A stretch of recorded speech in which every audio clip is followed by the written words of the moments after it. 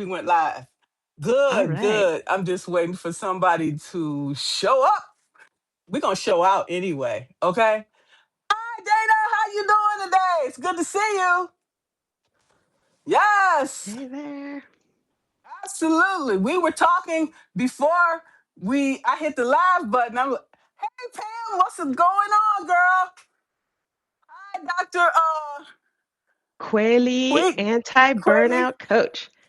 I know that's right. I know that's right. I hope we talk about anti-burnout. Hi, Dave. Yeah, we did. But Sensei, what's up? Wow. Okay. We got Sensei in the building. All right. Hi, Keegan. I Good to love how see you today. everybody's turning out for you, Margaret. It's Hey, wonderful. we always have a good time over here. You know what I'm saying? We have a good time. That's what we here for, right? We come here to show up and show out. Okay?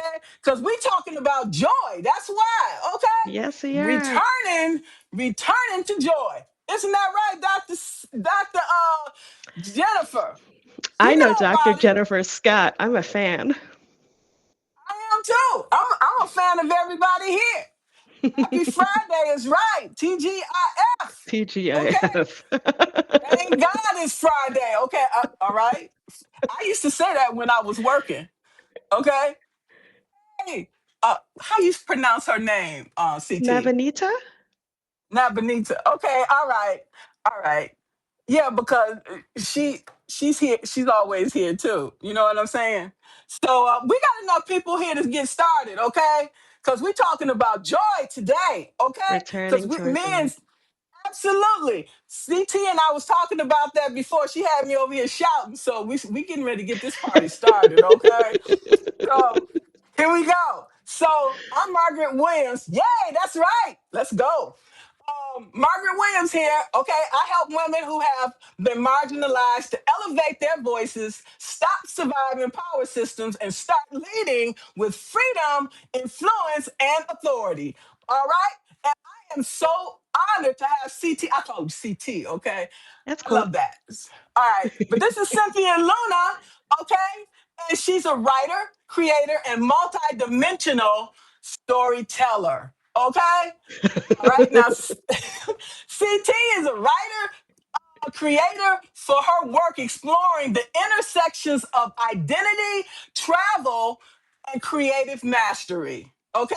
She is the founder of Brown Beyond Borders, a platform where she shares reflections on biracial journey, global belonging, and Hmm. visual soul of storytelling. Now, the rest of the information about CT's work will be included when I publish the article, so we can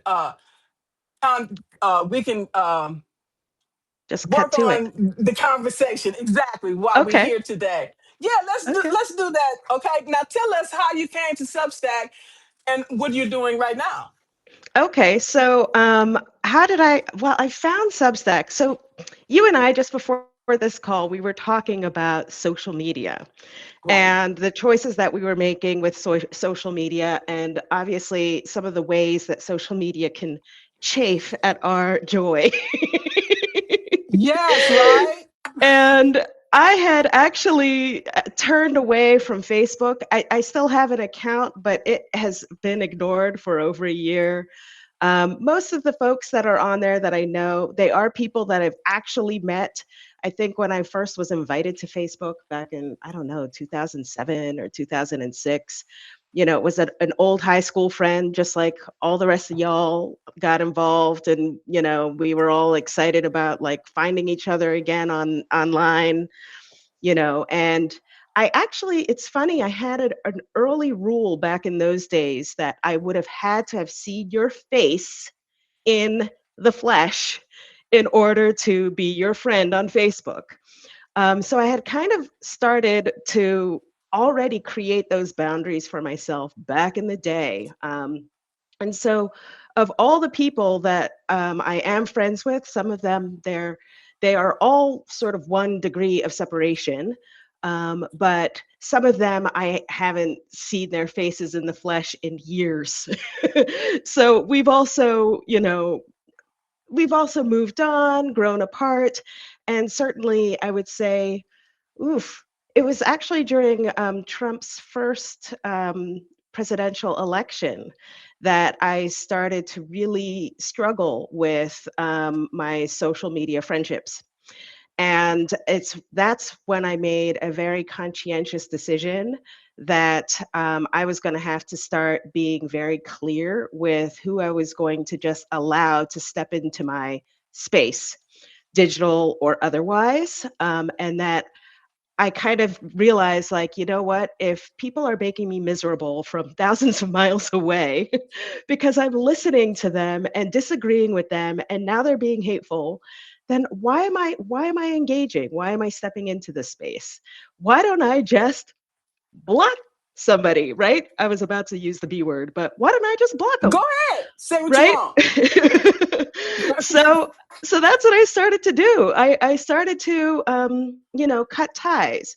And then that kind of yeah, go ahead, ask. How did that make you feel? Well, at first it made me feel I would say for a long time it made me feel bothered. And then I would walk around with that like that I had done something bad by asserting myself. And it was actually another friend of mine who was going through the same sort of experience. And I'll just, for the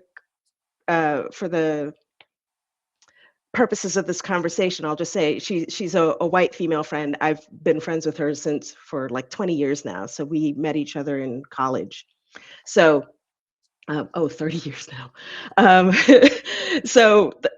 we've known each other for a really long time. And she was like, why don't you feel relief that you've like cut them loose?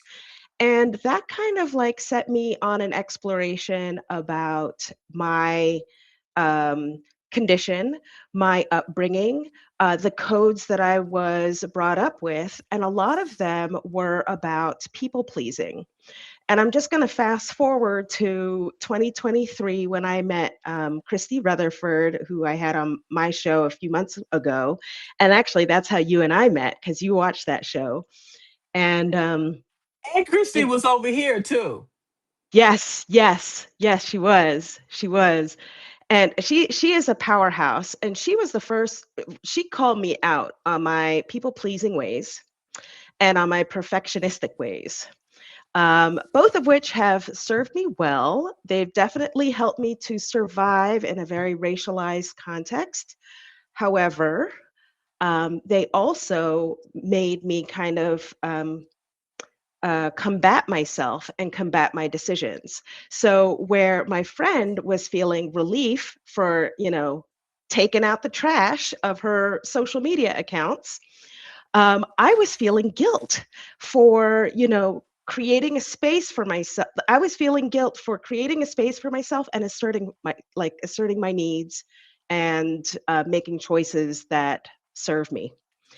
And Christy helped me to learn how to give up realize that that's actually my trauma default. And we talked about that on my program. She's now calling them trigger points, I think. Realize that those are my trigger points, that like I do have this reflex to please the people around me and also to show up in a perfect way, and that also is working against me. And part of that included embracing my weird. And now we're kind of shifting into the emerging into golden multidimensionality, which is really a very wordy way of saying returning to my joy. And I think that that's really the journey that we're all supposed to be on as humanity. It is to return to your joy and rediscover like your true spirit, which is always moving in the direction of joy. So I that was a just want to word. say, I really, wow, I love what you said there. And when I look back over my life, I told you I grew up in a narcissistic family system. It was just Mm, not one. It was the whole thing. And mm, I was the black sheep mhm, and the scapegoat. mhm, Okay.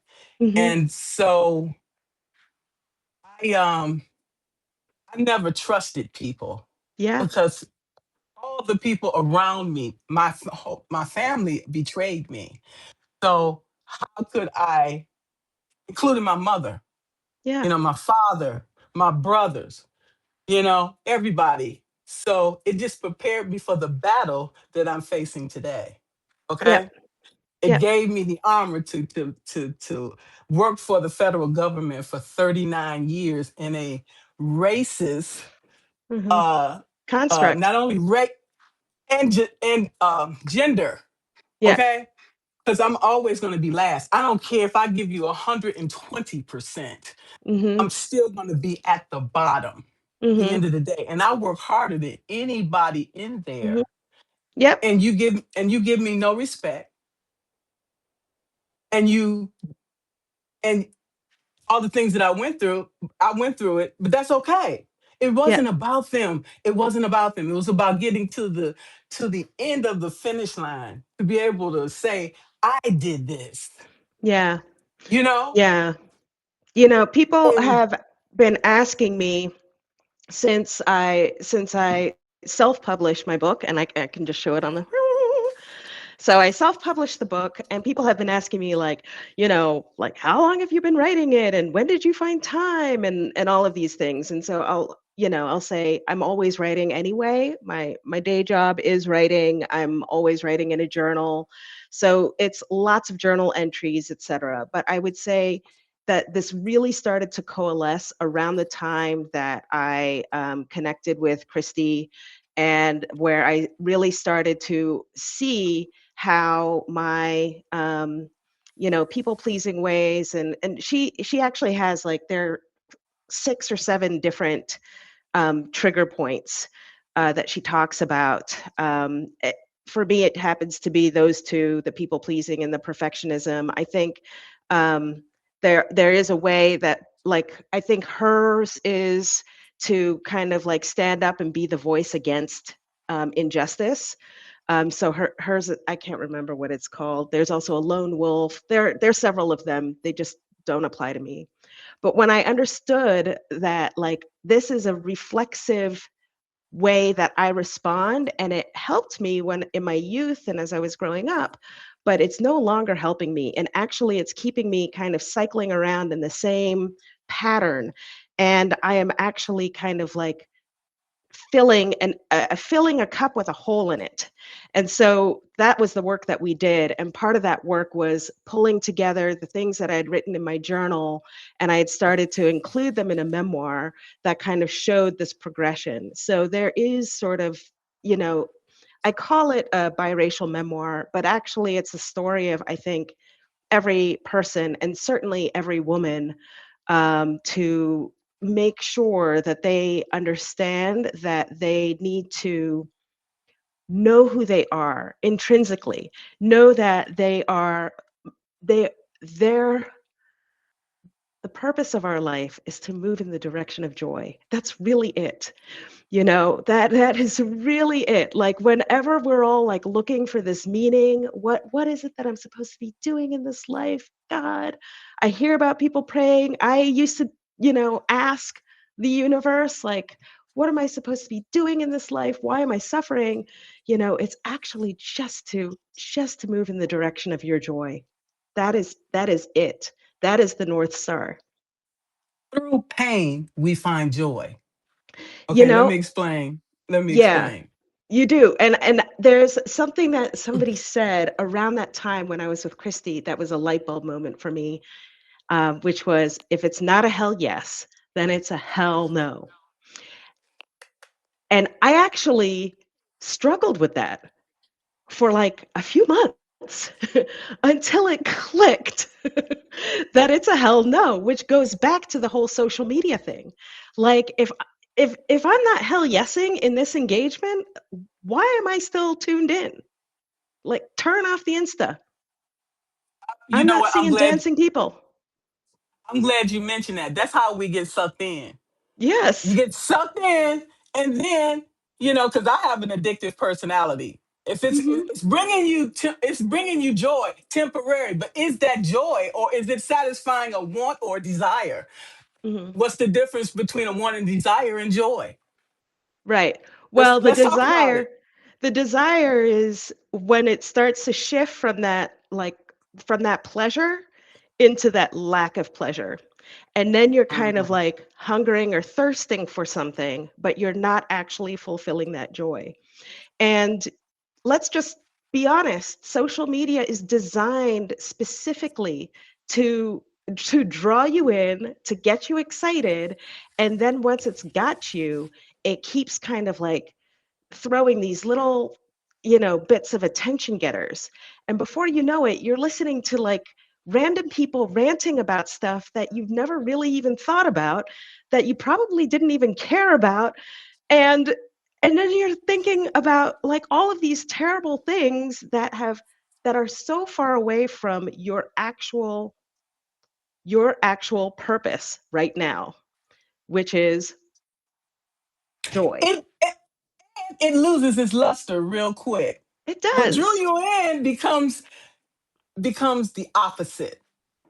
And that's why I shut off IG, shut off Facebook, and just shut threads off because it's taking me off my path. It's taking me back to the gutter, Yeah. taking me back to the alley and places I don't want to be. And I am super, yeah, whoever wants that, let them have it. yeah. To each their own. But I have other places to be and to go and people to I talk am to, like super, yourself. super, super, super selective about who I engage with, how I engage, how long I engage. I have, I work in a corporate environment. I have a day job. Things are what they are. They're probably not as intense as the military. So hats off to you for surviving for 39 years. But I have my coping mechanisms now, and I am very, like, I don't know how many times I excuse myself from a meeting that can be triggering. So like nobody can stop me from needing a bathroom break. I've done it too. I Yeah. was having a meeting with my supervisor and her supervisor, and they wanted to call me in to have a meeting to talk about my performance. Hmm. Okay. It don't take a rocket science to figure out what that conversation is going to lead to. So I said, "Hey, Right. I gotta take a break. I'll be back." I had to go outside, not Yeah. just to the bathroom, outside. Okay, Yeah. let the freezing cold hit me, and I'm like, "Okay, what am I going to do? What am I going to say?" Because I Yeah. know I'm gonna be triggered. I'm already triggered because I can feel my heart beating fast, Hmm. and I don't want to give them the ammunition. Hmm. Okay, so how am I going to approach it? You know what I'm How am I saying? going to approach? And I mean, there are lots of tools, and I can't say that you can prevent it from being, a disappointing meeting, or one where you're going to be, gaslit into hearing things about yourself that are not true. But one of the things I have noticed is that in me is that I don't get flustered. And I have one trick that I learned with Christy, as well as with that girlfriend I was telling you that I've known for 30 years. She's also an executive coach. Is box breathing, which I think is a Navy SEAL technique, where you breathe in for 4 breaths and then breathe out for 4 breaths and then breathe in. So not for 4 breaths, but for 4 counts. So,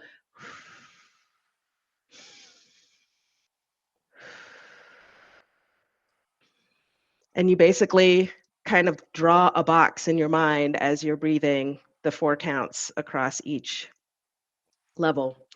And that cools me down. I can even kind of imagine it if I'm feeling my heart racing. And I have learned another thing, which is time is a luxury that belongs to everybody. And especially in a corporate environment, you can ask for your time. You can always ask for time. If it means that you need to cut that meeting short because you don't have the time or you're not prepared to respond completely, or, you or ask you're for not it. feeling well.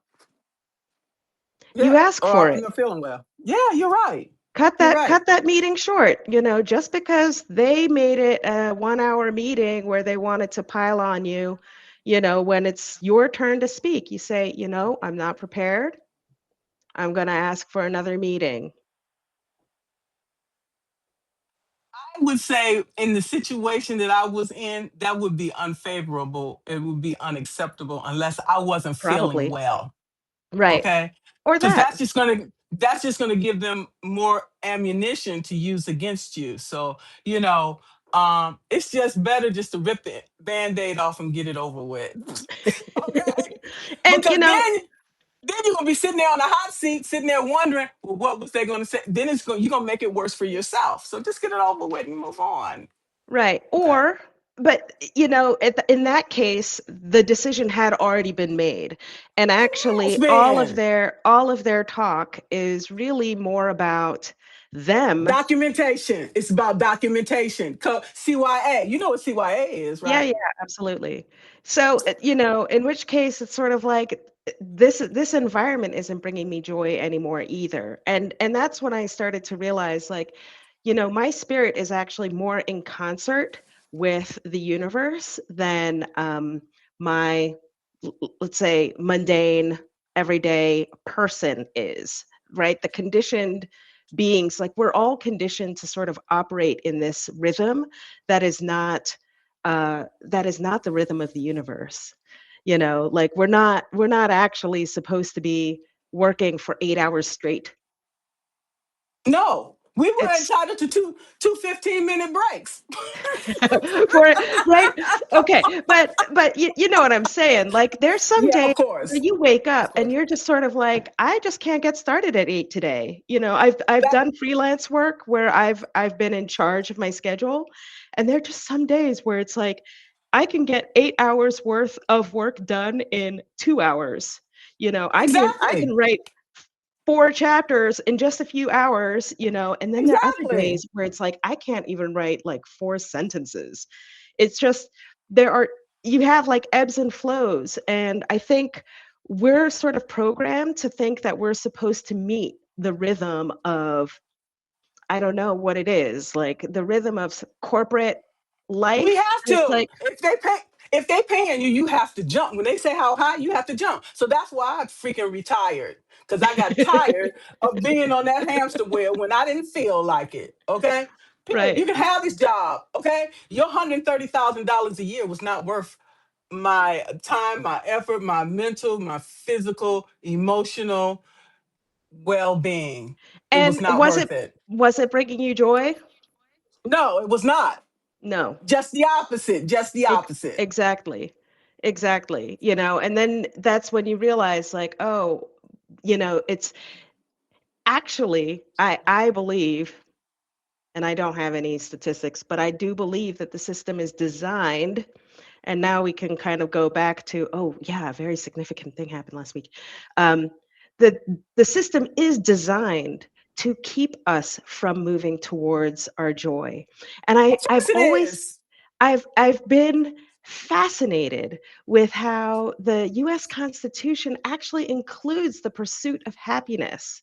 Like by it was understood by the founding fathers that like But this not is actually but not for people that look like me and you. that's right. And so this is a significant thing that happened, and it actually connects with the book. About 2 weeks ago, I think it was 2 Mondays ago, the UN declared declared the transatlantic slave trade as the gravest, I think they said crimes against humanity or atrocities in humanity. You can Google it because it happened just a couple weeks ago. And this is significant because, and this connects with the book, because you have to connect with knowing yourself in order to take the path towards joy. As long as you're hungry, thirsting, desperate to understand who you are, you're just seeking, but you don't know what you're looking for. And it's only as you start to like move towards your joy that you start to discover who you are. And then you can only see yourself as your golden multidimensional completeness. You And know, go ahead. yes, you're changing your vibration. You're changing your resonance. You're changing with what you will accept. Okay. And That's then right. you eliminating everything else. That's And right. that is when you feel freedom and joy. You feel Yes. it in your body. You feel it, you feel it in your mind, your emotions, okay?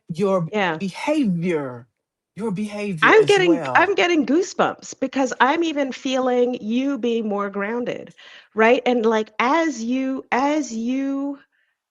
embody this energy and as you kind of channel this energy and kind of hold it for that like sphere of power that's actually inside you and that you're kind of channeling or holding together almost like a battery. As you do that, I realize that you're centered, you're calmed. Even when you're sitting in one of those meetings, like a year-end performance assessment, you kind of realize like anything that they're saying about you is actually not about you. It's them. It's That's about right. them. And Their so insecurities. Their insecurities. and so what happens? What happens is I don't have any words. And if they ask you, if they say, "What do you say about that?" It's like, I don't have any Do- words because none of it's really about me. And when they say all the things that they say about me, it's like I know who I am and I know the work that I do. And I am so grounded in that. I understand that if they have to make a decision, and by the way, I'm not saying that I don't enjoy working there and that I don't, enjoy the people I work with. Actually, to the contrary. But if it means that like though that we have to go our separate ways, then that's what it means. And I now have a faith that something will line itself up for me. It always does. You haven't It got this always far. does. You haven't got this far by chance. I have not. I have not. And I have done it the easy way, which is the joyful way. I would say that was mostly in most points of my youth. And then I've gone through some hard ways where I made things difficult and, and I would get suckered into the social media spats about, certain presidential candidates and people that generally aren't in my sphere of existence anyway. It's all good. We just have to give ourselves some grace. We are not perfect by any means, okay? No, Even though my father wanted me to be perfect, he was far from it. So if you're far from it, what do you expect from me? Okay? yeah. And I So we wanted have to to, be. okay, we have to realize that we're not, okay? That life is consists of a lot of trials and errors, Oh, okay? yes.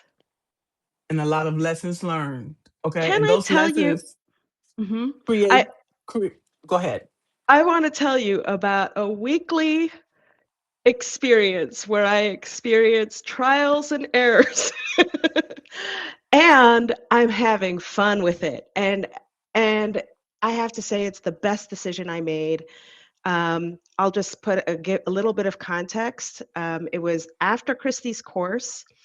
I learned that my father had cancer, and that kind of turned my life upside down. And I had to travel to the Caribbean to visit him, et cetera, et cetera. That continued for about 6 months of back and forth, or lots of calls, Western Unions, hospital visits, et cetera. And then he passed away in July, and I fell into a hole. And I just knew that I needed to figure out some way to get out of it. And Christy made me do some crazy things before all of that happened. And so I went back to my notes and I was like, okay, you know what? I'm going to just start taking dance lessons. And I called a local dance instructor. I knew that I liked salsa music. I don't really hear a lot of it here in Europe. So I called a local dance instructor who did teach salsa. And I was like, I'm gonna sign up for 10 one-on-one classes. We'll see how many I attend, but I'm doing this. And he's kind of like, do you want to do this? And I was like, I just have to do it. So yeah, I guess. And he's like, okay, it's your money, right? So he was kind of doubtful because I was not I was not doing this joyfully. I was actually doing it just to kind of give myself a kick in the pants because Christy wasn't there to do it for me. And and I have been taking weekly dance lessons with him. And he has like the other day he was saying, you know, I was telling him that I'm gonna have my brother join a workshop of his in a couple weeks. And he's like, is your brother as talented as you are? And I was like, oh, you think I'm talented? You know, and it's like when I think about that conversation I had with him versus that first conversation I had with him, where I was kind of like, please tell me you don't accept any student. Like, I was almost asking him not to accept new students.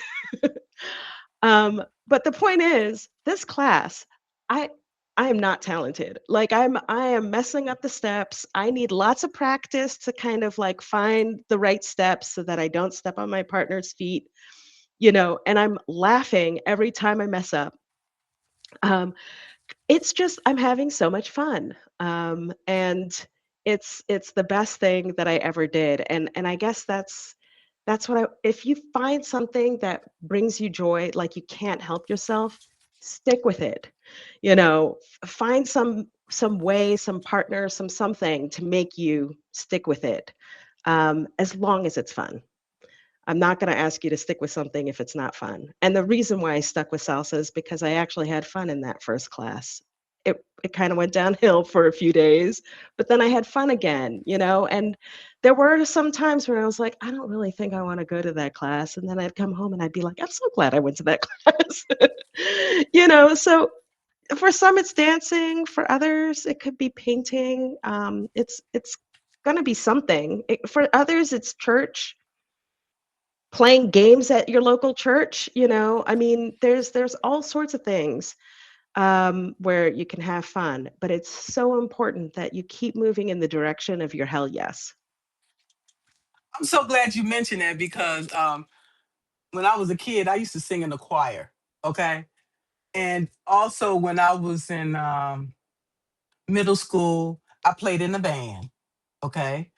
I played the clarinet. Ah. Okay. I played the alto sax. Mm-hmm. Um, and so I wanted to be a singer.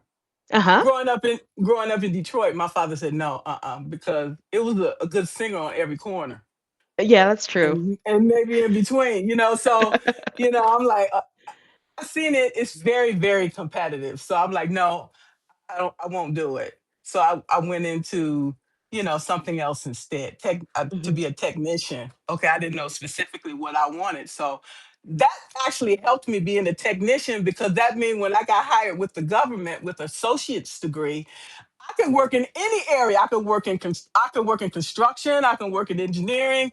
Okay, I can work in geotechnical. You know, I Hmm. can work wherever, and because I am multi-dimensional and You are. multi-talented, Yeah. right? Yeah. So I worked in a lot of different things. Worked with a lot of different people. You know, I worked overseas for 16 years. You know, I got along with people. You know, Yeah. because I recognize, you know, you got to take your ego and put that outside. So, what do you need me to do? I'll be willing to roll up my sleeve. If I didn't know how to do something, I'm gonna figure it out. I'm a quick learner. So Uh-huh. that's why I was successful during my career. Okay. Not that I didn't have any difficulties because I did. That's why I Yeah. moved 8 times. Hmm. Okay. Because I'm not gonna stay somewhere where I'm not wanted. Okay. Or where I don't feel that I can give the best value based on what I'm getting.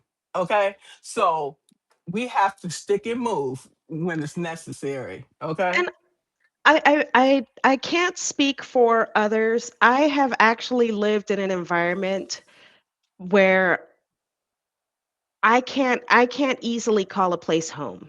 So I'll kind of go back to that and give a little bit of context. I was born in Trinidad, and when we were children, my parents moved to Canada. My brother was born there. They finally moved to Washington, D.C. My parents both worked for international organizations. So we grew up in Washington, D.C., always thinking that we might be posted elsewhere in the world. So our go bags were always packed. I like espionage novels, so All but we right. didn't have go bags. but and afterwards when I went to school, I went to an international school. So most of the kids, they went back to their parents' home countries. So I went to school with Dutch kids, Spaniards, Mexicans, right? So people from all around the world, and they all kind of went back to their countries. And I was kind of like, I guess I'm going to hang out in DC. But I realized like I didn't really know anybody from there. Then I ended up going to university in Boston. I came to Switzerland to spend a few years at university as well. Then I went back to the States. So I was kind of bopping around, figuring out like, who am I? What am I? Like, where am I from? And this kind of ties back into the exploration in my book, which is I had to kind of step away from constantly like presenting myself to the world to tell me who I am. And to kind of get into a place where I can say who I am without the words. My husband has this wonderful expression that I included in the book, which is the description is not the described. And actually, it's kind of like a mantra that goes on in my head, especially during those performance assessment conversations, because it is not really an assessment of anyone's performance. It's, I mean, when I look at like the people around me, we all do a great job. Sometimes the systems are not so stable to kind of present like to allow us to really platform the quality of our work the way it should be platformed, because the regulation, the policy, the system, just some kind of cut and paste, bandage, fix it workaround that we have. That's just the reality. Like that's the only reality I know of all of the jobs I've had. And as much as I've moved around the world, I've also moved around jobs. I've seen I've seen jobs. They're all a little bit cut and paste. Yes, and we realize that as we get older, when we first start working for these organizations, I was so gun ho and everybody loved you and everybody wants you. But then once you start getting, in your 50s and 60s, and you have all this wealth of knowledge and experience, but you're costly, you're the Yeah, one that's going to be on the chopping block first. yeah. Okay? The ones in the That's the middle. reality. That's Mhm. the reality. And Mhm. I never got a chance to break through the glass ceiling. And that Mhm. wasn't by chance. That was designed. That was Yeah. designed. I'm right there. I'm right there. And actually it's really interesting because I announced about 6 months ago with my superior that I'm going to go for the directorship. And and I could Good for you. see them kind of, yeah, thank you. And I could see them kind of, be shocked. And they were like, well, what's your business case? And I'm like, well, I have some ideas. I really am just kind of like letting you know that this is something I'm going to be pursuing over the next 14 months.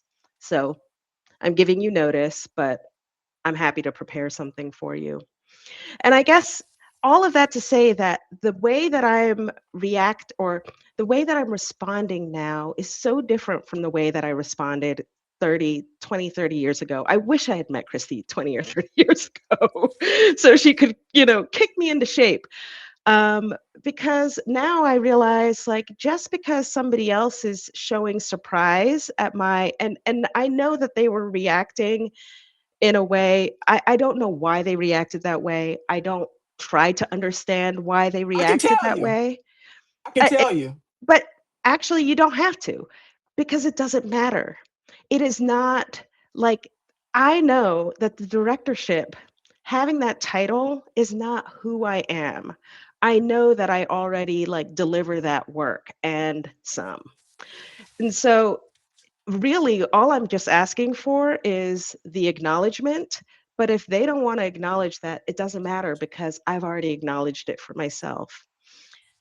So I'm kind Good of for just going through you. the motions, right? And it's such a different vibe. Like, and don't get me wrong, like, it's a slog to be socializing your case and, meeting all these different partners and having all of them, say like, well, do you really think that you're going to be like bringing like more value than you have been, and do you really think it's worth it, and those kinds of things. And it's kind of like,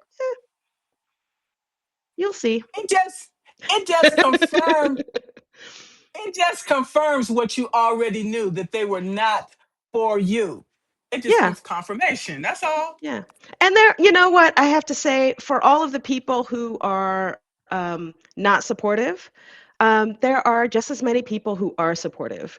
It's really just about, now it's really just about kind of pursuing my joy and doing this as long as it's interesting to me. You know, if I'm not if I'm not feeling it, like, I actually like my job. you know, and sometimes, like, That says a especially when lot I've in had one. itself. Yeah, I mean, I have a job where I'm paid to write.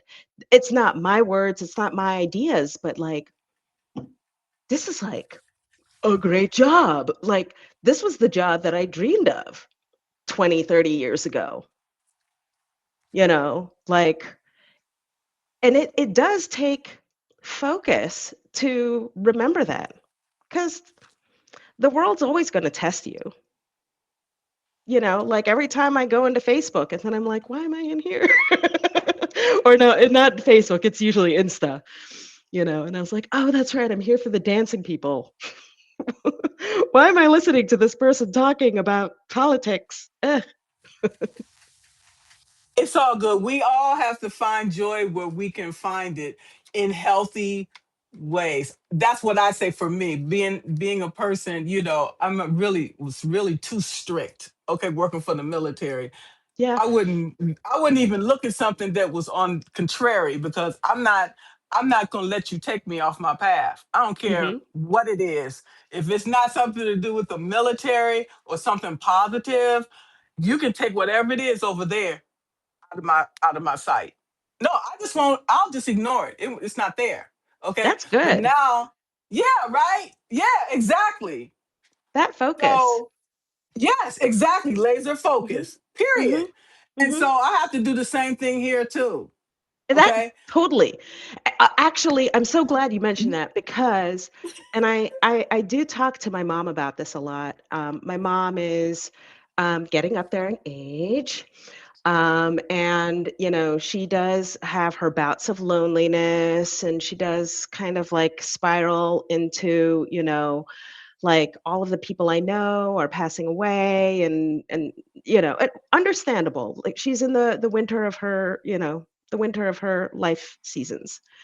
And um, and I told her, like, this pursuing your joy is the work.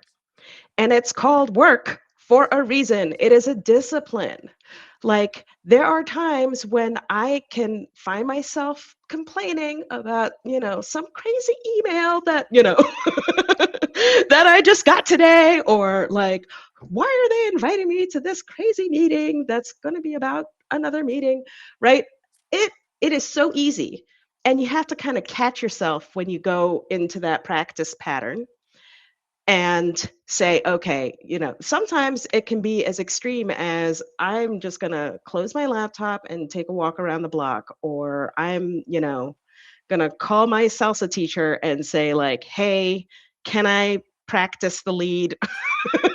The lead role. That's where I'm really messing up lately, today, and just kind of throwing yourself in a scenario where the stakes are lower, maybe that you're less mentally attached to, and that you can kind of emotionally tap into that joy. And by the way, I think you have a great voice. I think you would be a great singer. Thank you very much. And that's the thing. I was listening to somebody else. She plays a horn, a French horn, and she was Hmm. talking about how much difficulty she had with holding it just to Yep. be able to play. And so Hmm. the thing of it is we have to not only practice, we have to exercise. Yeah. Exercise, you know, inflection and all of these things. So Yep. it's something that I practice on a daily basis. And I Yes. was saying to myself, if I wanted to start becoming a singer again, I would have to also do voice lessons. Yes. Okay. And it has a lot to do with breathing as well. So the diaphragm is very significant. So I recognize all of these things. Okay. Yeah. So do I want to go back into music on that level? I don't know. But I love putting music together. So I'll see where it takes me. That's where my joy comes from. And You so know, that's why I eliminated IG, I eliminated Threads, I eliminated Facebook, but only for the people that I work with, knowing hmm what's going on, and then focus my attention on the things that brings me that joy, and the things that doesn't, those things are eliminated. People, things, I'm places. I Period. am so glad that you're talking about all of these things that we don't immediately associate with joy, but I think it's part of it. It is a discipline. It requires exercise. You've got to practice it. You've got to focus. You've got to return to it, right? Like you have to actually commit to showing up for joy on a regular basis, and it is so I know I sound almost militant, but it's like It's when I okay. hear you talking about your um thinking about singing, yes, you can start casually in the shower, and you can start thinking about like the movement of your mouth. Think about like that the blowhole, and feeling that, you know, and feeling that alignment. And then you realize like this is actually I am channeling the voice of God. This It is is. And spirit through you. That's right. it is. And that is my gift. And Okay. and it doesn't matter if it's salsa, if it's cooking, if it's sex, if it's dance, if it's voice, if it's knitting, if it's taking your kid to the playground, like all of that stuff is the work. It really is. It is so much more important than, all of the, yeah, like the content pumping out and the socials and the whatever. And I'm not knocking it. I love the TikToks. I love to watch people dance. I love it when people post things that make me laugh and make me feel good. But when it starts to make me not feel good, then I turn it off. That's the Exactly. work. Gardening, drumming, Exactly. hiking. Yes. Going out in nature. That's right. Yes. Going swimming. Absolutely. Yes. And Whatever it is. Mountain climbing. it doesn't take much, and it doesn't cost anything. It does not cost a thing. You really don't need the lessons. It's helpful to have the rigor of going back to a lesson. But, like if I really want to dance, I can dance.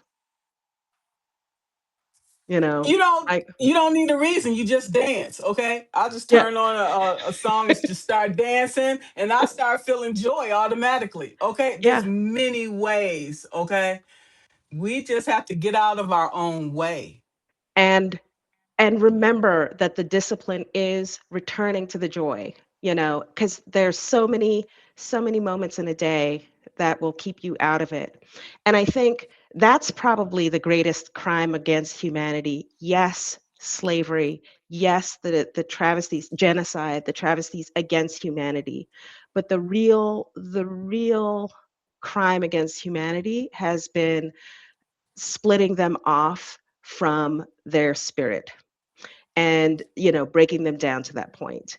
And the reality is that, like, no one can really do that we're actually fully integrated with our own church. But we must remember that we cannot feel joy in survival mode. We No, cannot. no, you have to really, in order to stand away from survival mode, you almost have to cut yourself off from what you're surviving from. So, and actually, like, turn away from it. If it means extricating yourself, leave the room, leave the threat. Of course, you have to take care of yourself first. You have to leave the threat.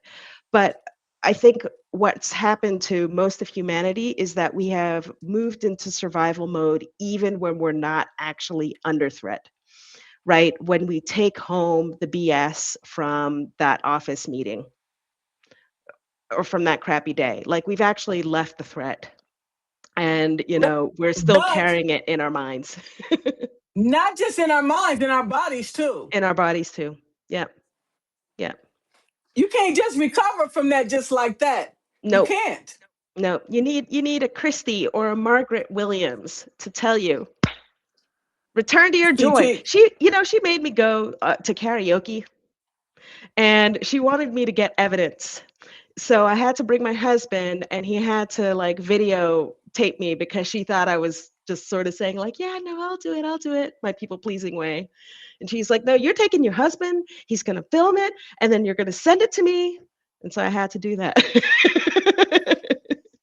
I love Christy. She's she's amazing. she is, She and I is. bet you're amazing too with your coachees.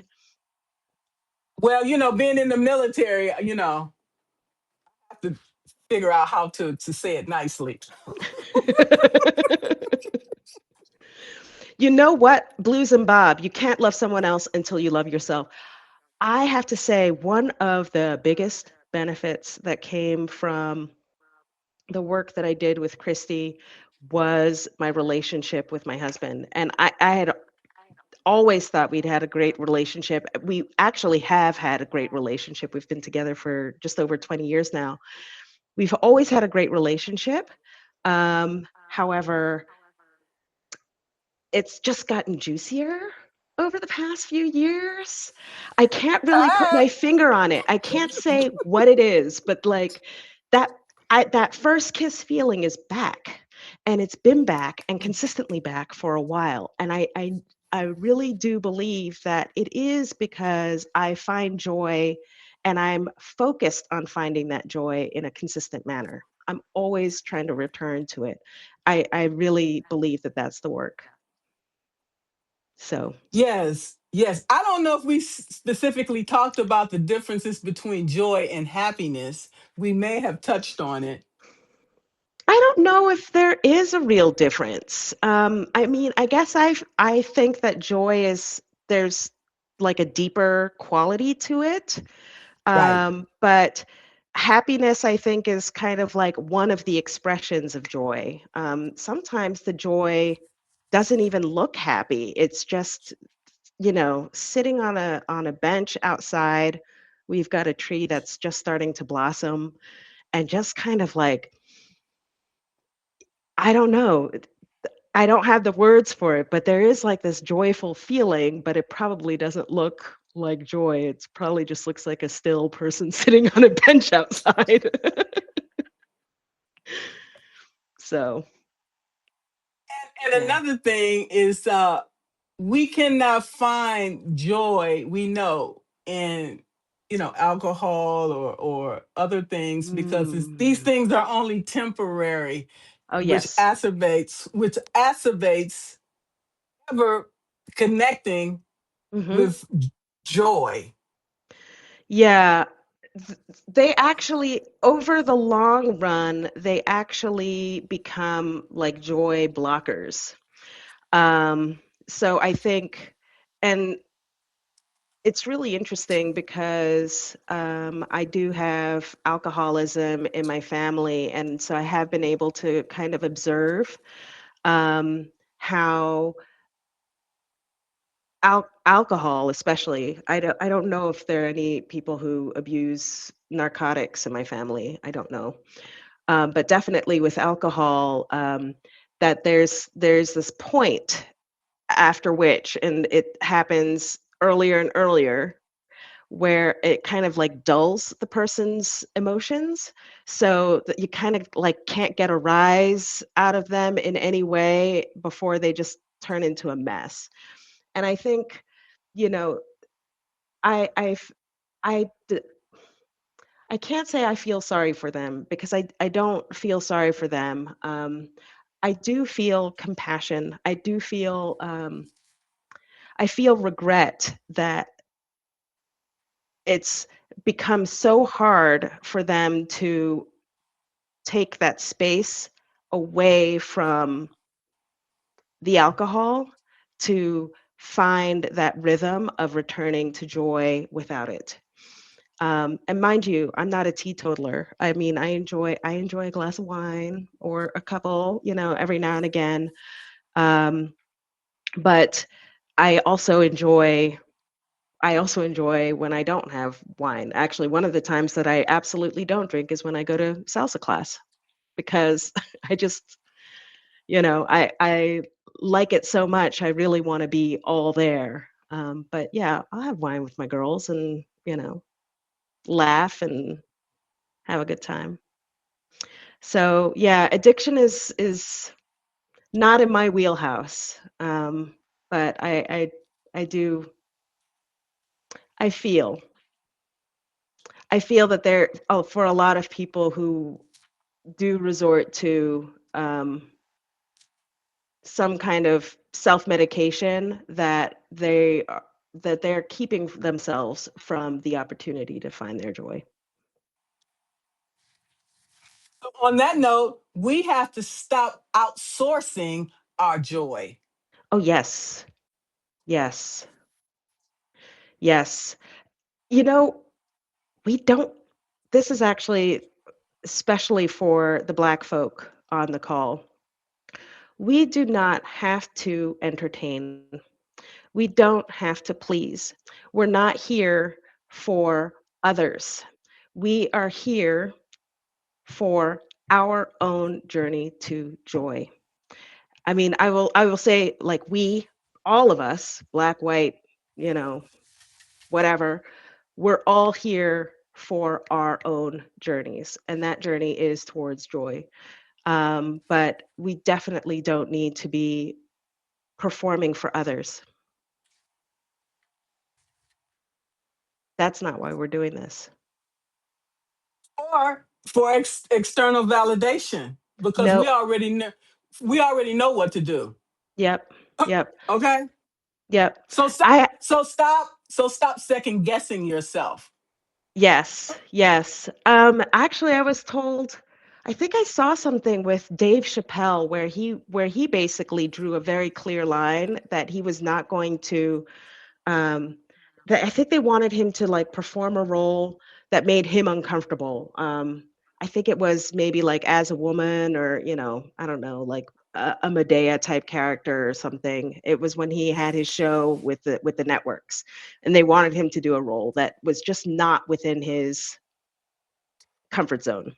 And he said no. And I think they gave him a hard time about it. You can probably find something where he talks about it. And he had to sort of step away from the business, the networks, et cetera. But I guess the point of what I'm trying to say is that was him also kind of recognizing his boundaries, and that like doing that kind of comedy was not him. And so he had to kind of make that choice. And I don't know if all actors have the opportunity, or comedians have the opportunity, to kind of reflect on what their boundaries are. Well, we've heard different actors talk about roles that they've turned down for, but they didn't specifically talk about the reasons, and Yeah, maybe that's it. yeah. Okay. And that could be it. And good for them, you know. And this goes back to sort of knowing who you are, and standing up for your who I amness, in its complete golden multidimensional way. I think Queen Latifah also said, like, I'm not going to play a character who dies on screen. That's her boundary. Like, don't send it to me. So and that's legit, and so it really is about having a regular, honest dialogue with yourself, and understanding what it is that turns you on, and what it is that's just not really your thing. So we need to track what blocks it. Okay. Like, for example, we need to pay attention to what consistently shuts you down: Hmm. overcommitment, draining relationships, harsh self-talk. So awareness here is power. You can't change what you don't notice. That's true. And I'm glad you said what you don't notice, because it's not always what you don't know, right? I think what that's what some people say, you can't change what you don't know, but it's even what you don't notice. And I didn't notice, like, I talk about a lot of, actually most of this book, or the first half of this book, is really about microaggressions. It's not even like big, racist affronts or anything like that. They're really what other people would consider, kind of like small things. But the thing is, they were things that I didn't notice. And somebody described the word microaggression to me as like um, dying from like a million bee stings or something like that. And and it was like, yeah, that was basically it. My identity had been sort of stung so many times that I wasn't even aware of what it was until I started to be aware of it. And then I could say, like, actually, now that I notice it, I actually realize I don't agree with it. So I think the opening chapter talks about one of my boyfriends in high school, where he was saying, and he was white, he was a Frenchman, and he was like, "Oh no, you're not black, you're métis in French." And I was like, I don't, like, I guess I didn't notice at the time. I only noticed later. Like, there have been many times when people have told me what they thought I was. Mm. You're black, or you're brown, or you're not black, or right. So, like, it's like all of these layers of definition, and it's sort of like, actually, I know who I am, and it's not what you describe. The description is not the described. Like, I'm all this, And and a I bag don't of need to tell chips. you the words. And the bag of chips. Okay. So yeah, yeah. I don't know if I answered your question. I can't remember your Yeah, question. you really did. And so we have to really start small, and we have to be aware of our surroundings and pay attention to the signs that we are given. And that really helps us to plan ahead. Yeah. Really does. I like the start small.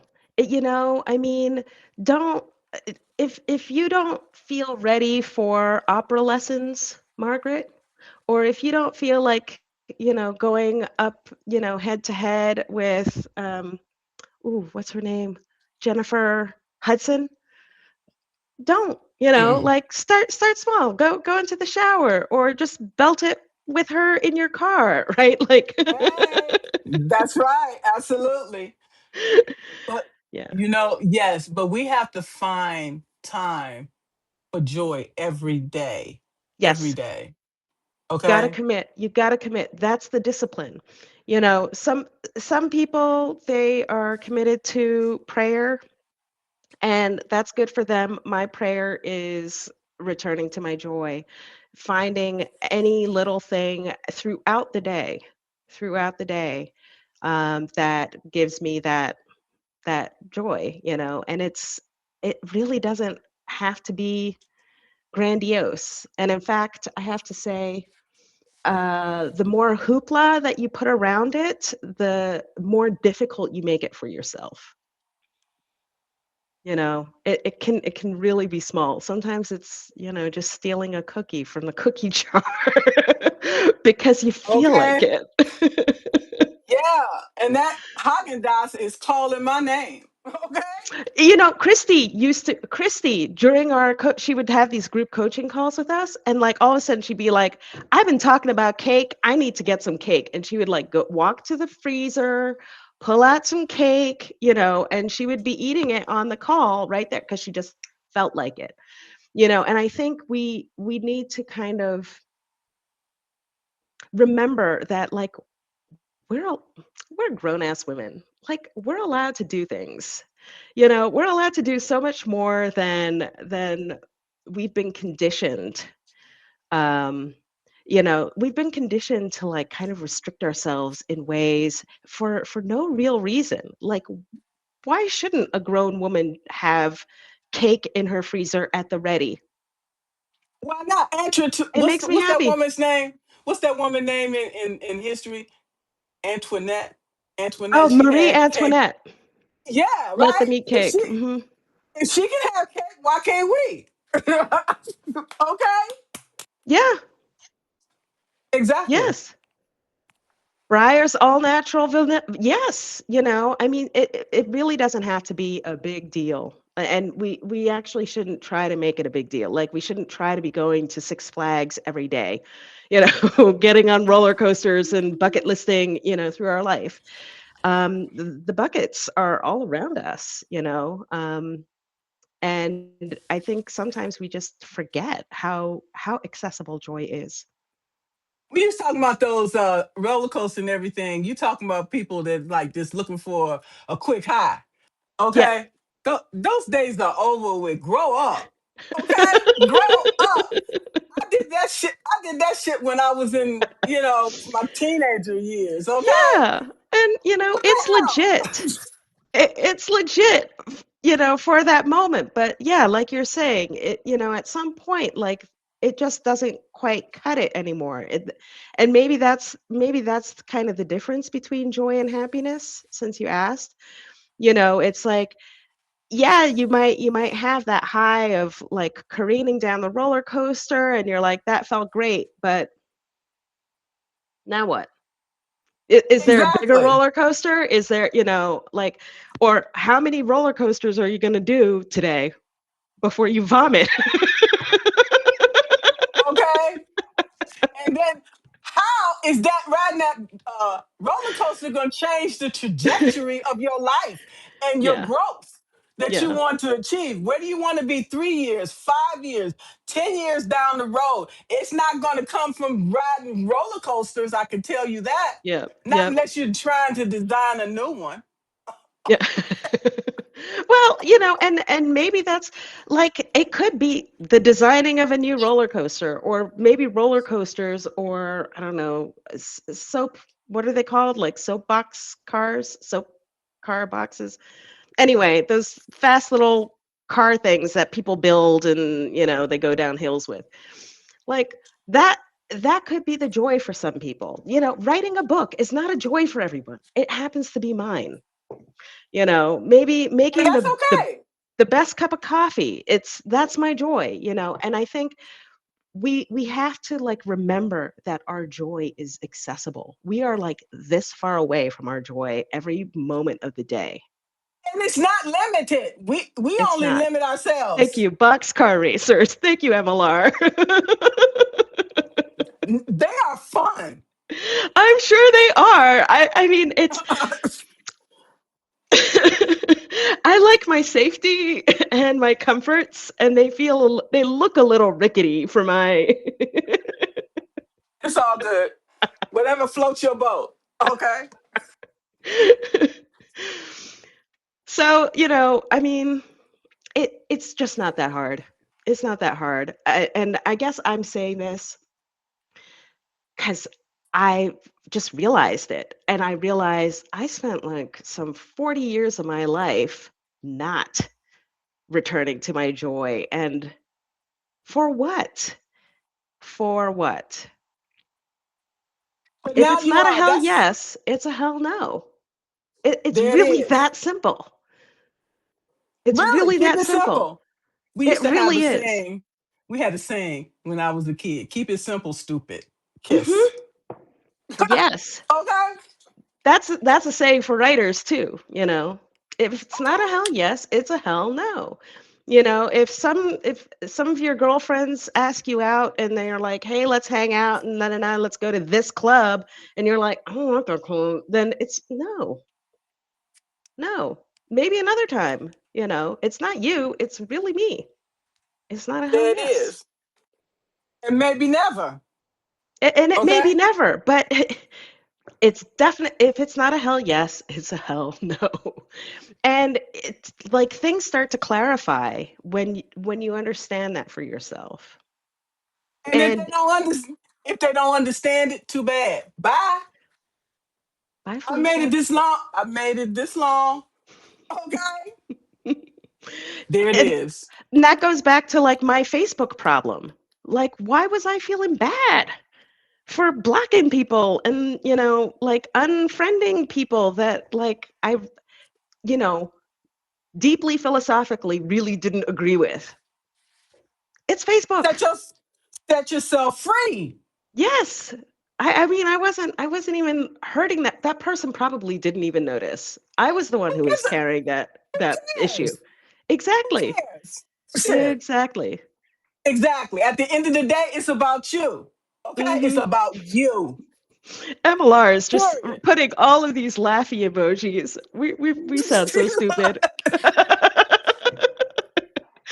And I Whining feel about our and that's why Facebook defriending ways. that that's why we feel joy, and we're telling you how we feel this joy is because we took our power back and we live in life of peace and freedom.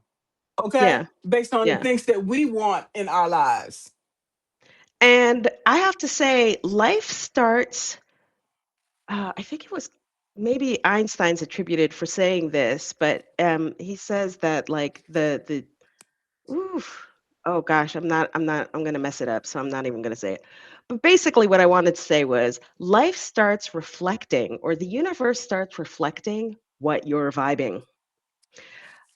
As if you make it a consistent discipline to return to joy, joy starts coming to you in spades.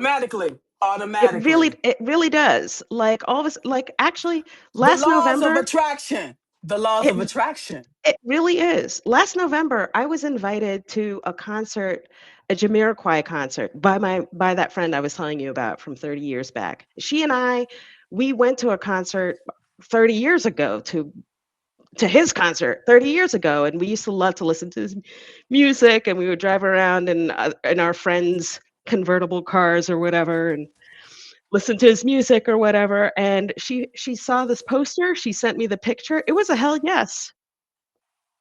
It was a hell yes. There was no hesitation. She sent it. She was like, "What do you think?" I said, "Yes." I don't know what I'm doing on November 11th. I think it was November 11th, but yeah, it was such an easy. And you realize like the hell yeses become so obvious and frequent. And that's where your joy resides. Okay. Yeah. I want to thank you for such a powerful conversation today. There's no Thanks. words to I describe. want to thank Okay. you for a powerful conversation. This was so much fun. Likewise. Thank you so much. I appreciate you. Thank Yes. you. And I Thank you. appreciate each and every one of you for staying and attending as well. Thank you so much for your support. Yes, and Okay. Blues and Bob, I agree with you. If they don't like me, too bad, they're lost. Nope, We don't love do you, things so to don't impress worry about others. it. Yeah, we love you, so don't worry about it. You know? Yeah. Exactly. Yes, thank you so much, all. You have a wonderful weekend. Thank you so much. Enjoy your weekend, folks. Thank you. Thank you. All right, bye, CT. Bye.